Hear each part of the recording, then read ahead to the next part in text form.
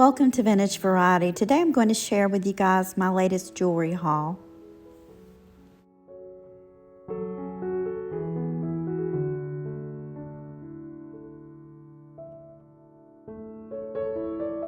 This is a pretty decent haul compared to what I've ran across lately, and all of this came from one store. It's a store that I like to frequent quite often. Usually I try to visit that store about once a week. Lately they haven't had a lot of finds, but I looked up this time. Apparently they had gotten in a lot of new items. So I'm going to show you these. Before we get started, I'm going to mention a couple of things. I am going to be doing a subscriber appreciation sale. Hopefully, I'm going to keep my fingers crossed. That will be up next Saturday. And I will try to put up a preview of items that are going to be in the sale midweek. I'll probably do some individual items in that sale, and I'll also do some lots. That was the first thing that I wanted to mention to you guys. And the second thing that I wanted to mention is, what content are you guys interested in seeing? The reason I wanted to ask this is, even though my subscribers have gone up, my views have not. If you're watching this content and you could think of any kind of content involving jewelry, thrifting, antiquing, anything like that, that you would like to see, let me know in the comments, because I really would like to try and get my views up. Enough about that. Let's get started with the pieces that I managed to find today. I'm going to start with this because this is a set. At least I believe it's a set. This is costume and it isn't costume, and I'm sure many of you have ran across items like this. It's kind of a mix. So this does have real amethyst chips. You can see those right there. And then it's mixed with all of these beads, and these beads are acrylic. And I'm okay with that. That's kind of like mixing fine jewelry with costume jewelry, and a lot of people have done that throughout the ages. Coco Chanel was famous for doing that. She wore a lot of faux pearls, for example, but she would mix them with real pearls. Now this one has a barrel closure, and hopefully you can see that this is strung on wire. So not bad at all. It's a really nice length. And it also had a bracelet. And I'm not sure, but I believe this bracelet was intended to go with this piece because you can see they match pretty well. The bracelet, however, does not have any of the amethyst chips in it. So this is a pretty nice set here, and because it's a set, I'm going to keep these together. A lot of the pieces that I will be offering in my subscriber appreciation sale, by the way, will be pieces like this that you have seen in my content. So definitely keep an eye out for that, because I will be offering some of these pieces up in case anyone's interested. But I really like this. I like the fact that it has amethyst chips in it, and I think that this would look really pretty with some gold chains, and I'll show you guys an example of that. Look how beautiful this looks layered with these gold chains. I think that it would look really good to layer this with some gold chains, maybe wear it with a black sweater or a black top. As for the bracelet, this would also look really good layered with some gold bracelets. A lot of the items that I found today were signed items, and this is one of them. This is a cute little ladybug bracelet. It's in really good condition. None of the enamel's missing. And it kind of caught my eye. I thought, you know what, that is really cute. And then when I started looking at it, I noticed that this was signed. And hopefully I can get my camera to zoom in on this. Here we go. So this is a Joan Rivers piece. And Joan Rivers made a lot of really nice and good quality jewelry. So I was really happy to run across this piece. And here is a close-up. Isn't that cute? Very cute little bracelet. So I thought this was a very good find. I don't run across a lot of Joan Rivers pieces, probably because most people that own them have decided to hold on to them. You guys know that she passed away some time ago, and because of that, a lot of her pieces have become a little bit more sought after and more collectible. This brooch is one that I believe I may already own in my collection of Monet jewelry. I'll have to double check. I believe that I do, and most likely I will put this in my sale because this is a Monet piece. There is the Monet marking on the back of this one. This is a beautiful piece to wear by itself, pinned on a shirt front, a collar, or a jacket. But this is also a pretty good sized piece and would look really beautiful pinned through some gold chains, maybe a heavy gold chain, or even some pearls. So this was a really good find. Monet jewelry is very collectible and it's very good quality jewelry.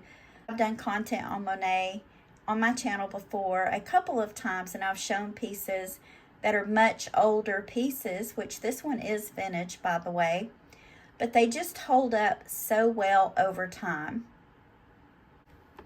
Speaking of Monet, I also found this Monet bracelet. Very nice. It has a fold over clasp on it. And I'll get this opened up and I'll show you the marking on this one. There's the marking on this piece. One of the things that I love about Monet jewelry is often it kind of mimics fine jewelry, and it's so well done that, you know, who's going to know whether it's fine jewelry or not? Close this back up. So this was also a very good find, another signed piece.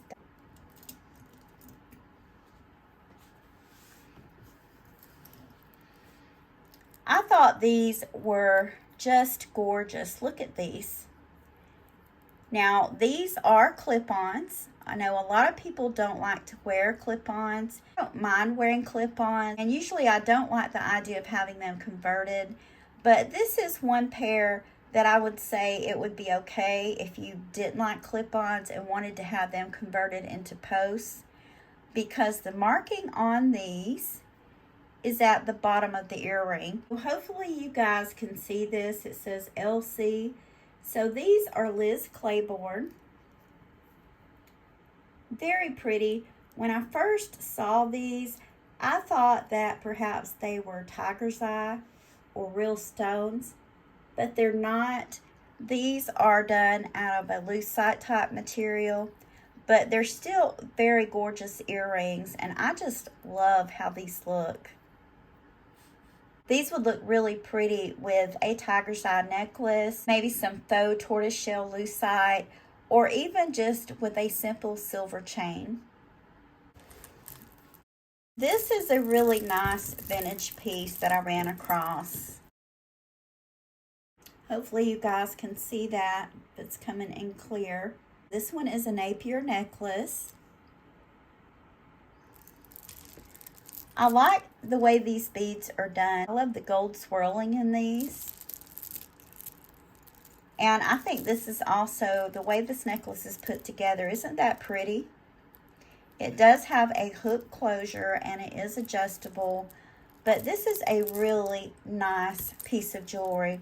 And I'll show you guys an example of different ideas of how I would wear this. I always like to show examples of how I would layer pieces, just to give you guys ideas of different fun ways that you can layer jewelry. But always be original, do your own thing. I'm sure that however you layer your pieces, it's going to look absolutely beautiful. this is another necklace that I would definitely layer with some gold. Just putting this gold chain with this brings out the gold flakes that are in these beads. I really like the way this looks. It could also be layered with some gold colored beads or maybe even some more white beads. And I managed to find 3 pieces of jewelry at this thrift store that were Napier. This is the other one. This is just a simple silver bracelet, and there's the Napier marking on it. I really like the way they've done this, how the chain is kind of twisted to make almost like a braid. And this would be a really cute bracelet, not just to wear by itself or with maybe a silver tone watch, but also to layer with other silver tone bracelets. So this was also a really good find. Another Napier bracelet that I found was this one. Now, I showed you guys the Monet bracelet already, and when I saw this one, the first thing that popped into my head was, that must be another Monet. So imagine how surprised I was when I looked at it, and I noticed it was signed, and then I got a closer look, and it turns out that this one was a Napier piece. You can see the Napier marking on it with the patent number. But I like this one. This one is a little more chunkier, a little bit more substantial than the Monet bracelet. I think both of them are beautiful. I like the designs. I love the faux pearls. They're both in excellent condition. But I was really surprised by this piece that it was a Napier. This beautiful brooch, this is really quite substantial, guys. This brooch, I don't have my measuring tape in here, but this is a pretty long brooch. I would say that it's probably about 3 to 4 inches long. It's in really good condition. I don't think that this is all that vintage, but what a statement piece. And I have a really great idea of if I were going to wear this, how I would wear it. And I'll show you guys an example of that. This brooch looks great by itself, but look at it when I've attached it to this gold chain, kind of at an angle to the side. Talk about a really cool statement piece. I think this is it. Either way, this is in excellent condition. It's unique, and that's one thing that I like when I'm out looking for jewelry. Usually pieces that are unusual or unique is the first thing that catches my eye, and I think that this would be a great conversation piece. The last piece that I'm going to show you guys, this was in the jewelry case, and you can see it's blank right here, so this is a piece that could be engraved. And I decided to test this. Now, I don't see any markings anywhere on it. And I did test this before I started recording. And the weird thing about this bracelet is this part, the chain on it, it does test for 10 karat gold. However, with the bracelet, I cannot seem to get a scratch off of it. So this is something that I may get checked by a jeweler. It may just be plated. I could do an acid test directly on the inside of the bracelet. I'm just not sure if I want to do that. I'll show you guys. When I went to scratch the actual bracelet itself,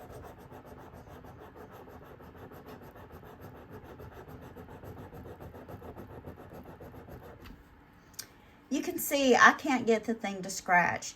So I find it highly unlikely that this is gold or even gold plated when it comes to the bracelet. I could be wrong. Give it one more try. Well, I take that back. I got a faint scratch off of it. So now I'm going to scratch the chain part on it. Pretty good scratch off of that. And we'll do this part, the bead on this, on the little tassel.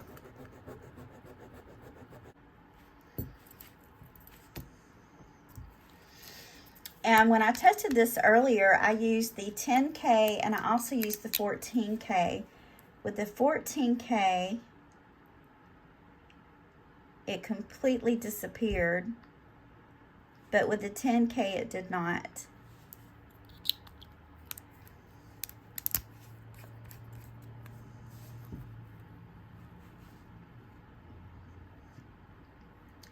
Okay, I don't know if you guys can see that, but who knows? Maybe I'm wrong. Maybe it is, maybe both the bracelet and the chain is 10K.